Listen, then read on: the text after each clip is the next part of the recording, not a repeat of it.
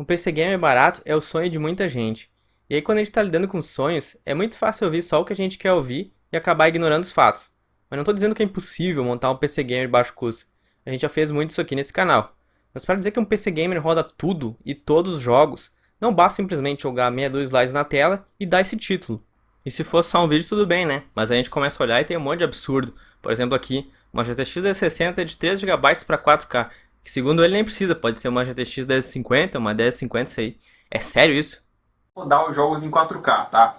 Para placa de vídeo não poderia ser qualquer uma. Peguei aqui uma GTX 1060. No mínimo você precisa de uma GTX 1060. Ou você pega aí uma GTX 1050 ou 1050 Ti. Só que o teu processador precisa no mínimo também ser um Core i7 aí de sexta, sétima geração, tá? Lembrando aí que 4K pesa muito para processador.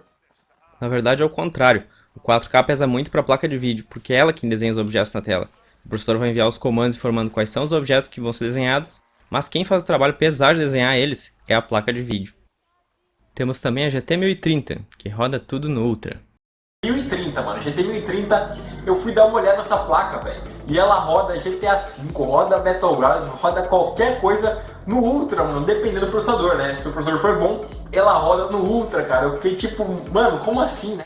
Battlegrounds no Ultra pega de 12 a 15 FPS no aberto, e no médio não melhora muita coisa, fica na faixa aí dos 20. Ou seja, a resposta aos controles vai ser pelo menos 3 vezes mais lenta de quem está jogando 60 FPS.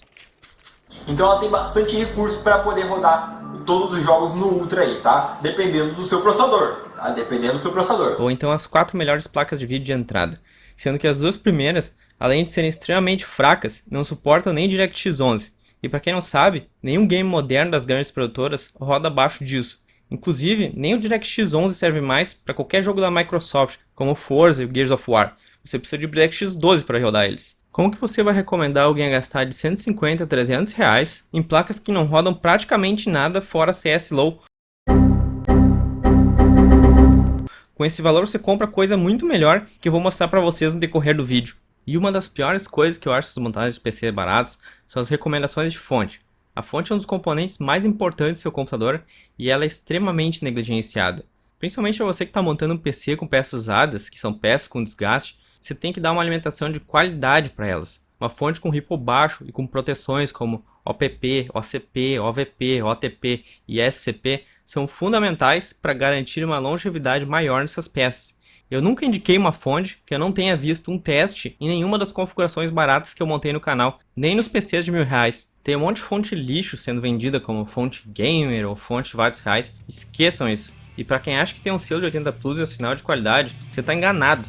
Não existe fiscalização em cima dessa certificação. Quer um exemplo? Olha para a Sigmatech. São certificadas, mas são um lixo, dignas de serem destruídos com martelo. Eu recomendo pesquisar sobre teste de fontes antes de montar o seu PC. O canal do TechLab possui bastante material de teste de fonte e o site do Johnny Guru também tem bastante review bacana. E o Google é seu amigo, vai lá e se diverte. Ok, vai uma dica fácil. Se a fonte tem essa chavetinha maldita para trocar de tensão, pode fugir que é uma cilada na certa. A indicação de HD também é bastante consistente. Por exemplo, no PC para jogar em 4K, temos um HD de 320 GB indicado. Só para vocês terem uma ideia, o Final Fantasy XV com texturas para 4K tem o tamanho de 150 GB. O Gears of War 4 fica na faixa de 115 GB. O Ark também tem mais de 100 GB. Os games feitos para 4K normalmente têm texturas de alta resolução e, portanto, é normal ficar na casa 100 GB. Considerando que você vai instalar o sistema operacional e alguns programas, dificilmente você vai comportar mais do que 2 games com textura de alta resolução. Se bem que uma GTX 1060 de 3 GB, você não vai ter VRAM para usar textura de alta qualidade mesmo, né? Que meio que acaba com sentido jogar em 4K se você vai jogar com tudo no mínimo. Como criador de conteúdo, eu acho que temos a responsabilidade de passar informações corretas. E na minha opinião, se você está indicando um setup, o mínimo que você deve fazer é realizar bastante teste. E muitas vezes isso acaba resultando em você bater a cabeça entre teste e erro. Mas testar e errar não é fazer um vídeo e depois descobrir que ele está errado. Testar e errar significa comprar o hardware que você acredita dar certo e validar o que você acha através de testes. Se a performance não está de acordo com o que você espera, você errou. E tudo bem, todo mundo erra. Eu errei muitas vezes. Não é à toa que eu tenho um monte de placa de vídeo velha. Mas eu nunca indiquei ou afirmei algo sem testar antes. Eu entendo que diferentes pessoas têm diferentes níveis de exigência, que a comunidade de PC em geral pode ser bastante exigente. Mas existem pontos onde todos podemos concordar que é impossível jogar alguma coisa, ou pelo menos jogar sem se irritar ao ponto de desistir do game. Portanto, para montar um PC gamer barato, eu acho que a gente precisa buscar um pouco de conhecimento antes de sair fazendo alguma coisa. E é justamente isso que eu vou tentar passar para vocês hoje. Eu sei que estudar não é tão divertido quanto jogar um jogo, ou assistir algo que você gosta no YouTube, mas eu acho que você está considerando gastar uma quantia razoável de dinheiro, algo que não foi fácil juntar. Investir 10 minutos do seu tempo para evitar frustrações no futuro é um tempo bem gasto. Vamos lá então. Antes de partirmos para os testes, vamos analisar o setup indicado. O processador e a placa-mãe não são um problema. Um G4560 com uma H110 ainda é um combo que roda jogos atuais com performance semelhante ou superior aos consoles base. 4 GB de RAM. Aqui começando a ter um problema, pois embora jogos abram com apenas 4 GB, uma boa parte deles utiliza mais do que isso. E quando falta memória RAM, o sistema operacional começa a utilizar o que chamamos de memória virtual. E de onde sai essa memória? Do seu HD ou do seu SSD. No Windows, a extensão da sua memória RAM vai para um arquivo chamado Pagefile, e é lá que acontece o processo chamado swap. Aqui os arquivos que estão em memória RAM e não são requisitados imediatamente vão ser escritos no disco para liberar espaço em RAM e poder carregar os arquivos que estão sendo requisitados, mas não tinham espaço em RAM antes. Mas e por que isso causa travamentos e lentidão? Bom, na verdade isso é bem simples. A memória RAM é infinitamente mais rápida que o disco ou SSD, e ela fala diretamente com o processador. Travamentos por falta de RAM ocorrem quando um game ou programa precisa buscar um arquivo que deveria estar na RAM, mas não estava lá porque faltou espaço, e portanto, ele precisa fazer uma troca com o disco. Um arquivo que ele não precisa agora, mas vai precisar daqui a pouco, vai ser escrito no disco para liberar espaço na memória, e depois de escrito, ele vai ler do disco o arquivo necessário para a loja continuar e jogar ele em RAM para que ele seja processado. Agora vamos para a parte mais divertida dessa configuração, a placa de vídeo. Uma GT 610 é uma placa de vídeo tão ruim que tem praticamente o mesmo desempenho do vídeo integrado do G4560 que foi indicado. E como a memória de 4 GB era o mesmo preço dessa placa de vídeo, faz muito mais sentido a gente pegar mais um pente para ficar com 8 e evitar todos esses problemas que a gente acabou de ver. Depois você pode comprar uma placa de vídeo melhorzinha e aí sim você vai ter um bom setup de entrada. Vou deixar um card aqui no vídeo com algumas dicas de placas de vídeo baratas que eu já testei no canal. Mas no fim do vídeo também vou comentar um pouco mais sobre isso. Para testar esse setup horrível, eu decidi comparar ele com a GT 710 e sem a GT 710. Ou seja, simplesmente usando o gráfico integrado do G4560. Nesse processo, eu aprendi algo interessante. Tanto o Windows quanto a Intel fazem um péssimo gerenciamento de memória compartilhada. Mesmo que você configure na BIOS o montante disponível, ele acaba fazendo uma lambança. Pelo menos esse foi o caso na H110 que eu testei. Mas tem como melhorar isso um pouco e eu vou passar essa dica para vocês. Por padrão, o gráfico integrado da Intel reporta fictícios 128 MB de memória dedicada. Games normalmente usam essa informação para saber o quanto de VRAM eles podem alocar numa placa de vídeo, otimizando assim o uso dessa memória. Como 128 MB é muito pouco para qualquer game, eles acabam ignorando essa informação e tendo que alocar o quanto for necessário. O que eu fiz foi alterar esse valor de 128 MB para 1 GB, e com isso, a maioria dos games respeitou o meu limite de memória. O procedimento no registro é simples, vou deixar o link na descrição. Beleza, vamos ver como é que sai esse PC que supostamente roda tudo, começando com o PUBG, que é o game mais jogado na Steam. Aqui eu utilizei o replay, dei um pause e esperei até tudo carregar antes de iniciar o teste, porque senão seria impraticável, tem tanto travamento que não ia ter como botar lado a lado. Estamos rodando PUBG na configuração gráfica muito baixa em 720p, com escala de resolução em 70%, ou seja, é o mínimo possível nesse game. Aqui, nós vemos a máquina com 4 GB sofrendo terrivelmente com stuttering, que são essas travadas feias. No modo replay isso ainda é um pouco amenizado, porque eu esperei tudo carregar. Esses momentos iniciais do jogo são impossíveis de jogar. Não que dê pra jogar muito depois, né, até dá pra mexer o boneco na tela e tal, mas você não vai conseguir ser competitivo entre 10 e 20 FPS. O input lag é tão grande que mesmo que você consiga distinguir o inimigo entre o borrado e o serrilhado, é muito mais provável que ele tenha iniciado uma sequência de tiros antes de sair a sua primeira bala. E mesmo que tivéssemos 8 GB de RAM, o gráfico integrado ainda levaria vantagem, como vocês podem ver no comparativo lado a lado. A diferença normalmente varia entre 1 a 5 frames por segundo em favor do gráfico integrado do G4560. Mas o stuttering terrível, causado pelos 4 GB, puxa a média da GT 610 para baixo, junto com 1% low. Eu fiz só 3 coletas por teste, porque mesmo que eu fizesse mais, o setup é tão ruim que eu não ia conseguir consistência. É muito difícil conseguir 2% de margem de erro numa configuração dessa. Então o resultado que eu utilizei nos gráficos não é o pior e nem o melhor, é o do meio. Agora que nós já vimos um jogo que não dá pra jogar, vamos ver um que dê, o CSGO, que é o segundo game de tiro mais jogado na Steam depois do PUBG. Estamos rodando ele em 720p, na configuração gráfica baixa, com as sombras no muito baixo. Aqui, podemos ver uma boa vantagem para o gráfico integrado, empurrando diversos frames a mais. Porém, quando chegamos em partes que envolvem aquela fumaça densa, o gráfico integrado sofre mais que a GT 610. Porém, essa fumaça do benchmark é cruel e não reflete o peso dela numa partida normal. Apesar disso, vale a pena ressaltar que da fumaça, o gráfico integrado realmente perdeu para a GT 710 e em todas as outras partes que não teve fumaça, o gráfico integrado tem uma performance bem melhor.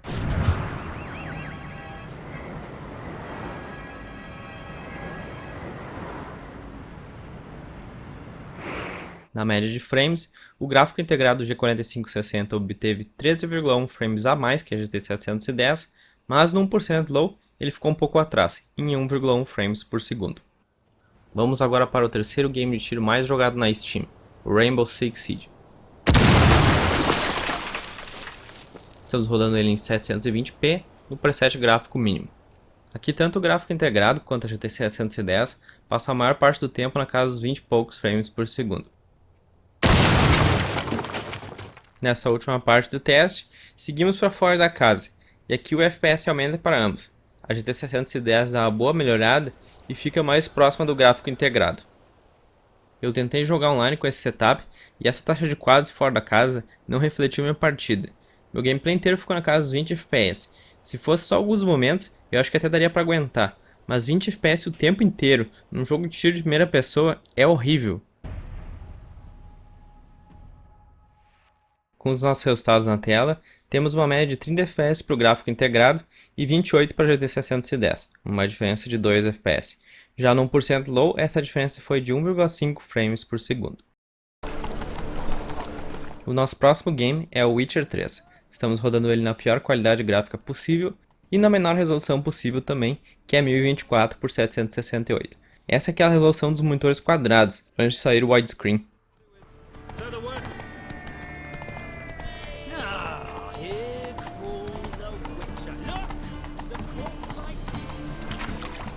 Nos testes do Witcher, eu notei que o gráfico integrado estava com um comportamento estranho.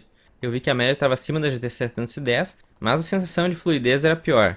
Tá, eu sei que não dá pra dizer que 3 FPS é fluido, mas enfim, era um problema de frame pacing. Os quadros estavam sendo entregues de uma forma totalmente desproporcional. Eu acabei resolvendo isso, limitando o FPS máximo em 18 no Afterburner.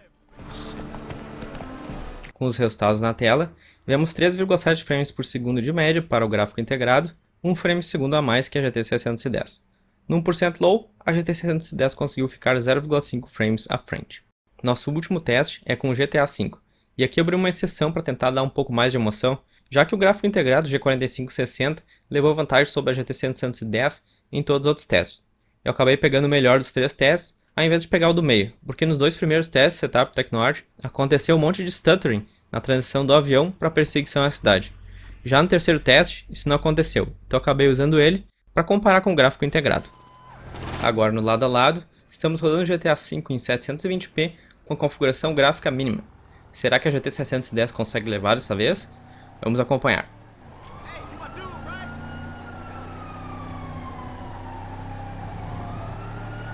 A briga é bem apertada aqui, até porque quem acompanha testes sabe que o GTA V favorece bastante hardware da Nvidia. De qualquer forma, dá pra ver que apesar do gráfico feio, ambos conseguem manter uma taxa na faixa de 30 frames por segundo, o que é bem parecido com o console. Então, além do CSGO, esse é o único outro game que foi testado que, na minha opinião, dá pra jogar sem muitos problemas. O gráfico é feio, mas dá pra jogar de boa.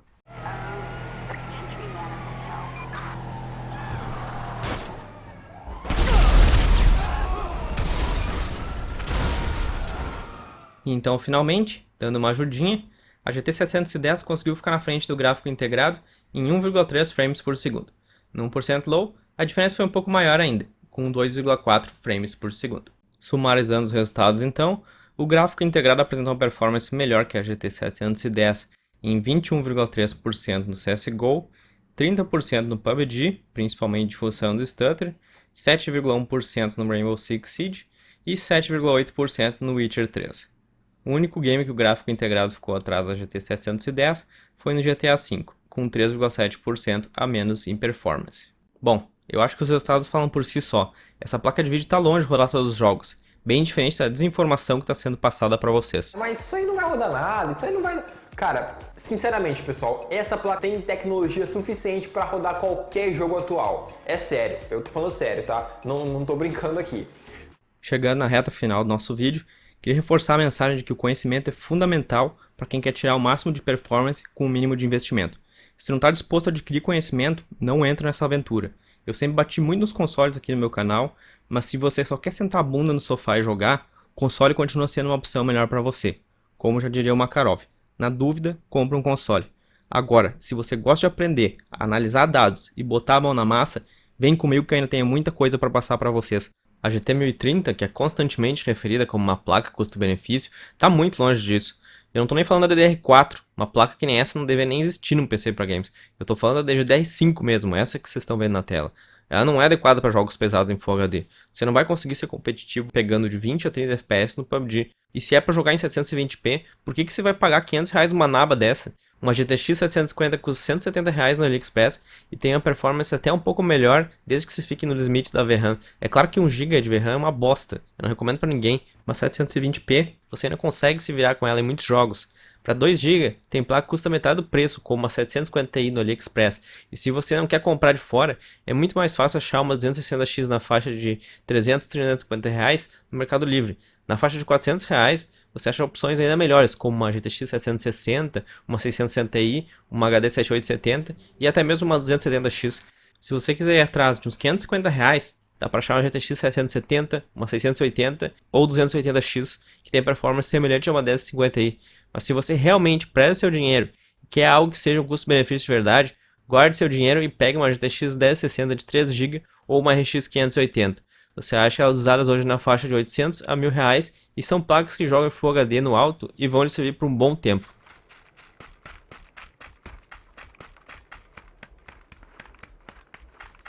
Na média FPS, a GT 1030, queridinha de muitos, ficou atrás da 750 que eu comprei no AliExpress por R$164.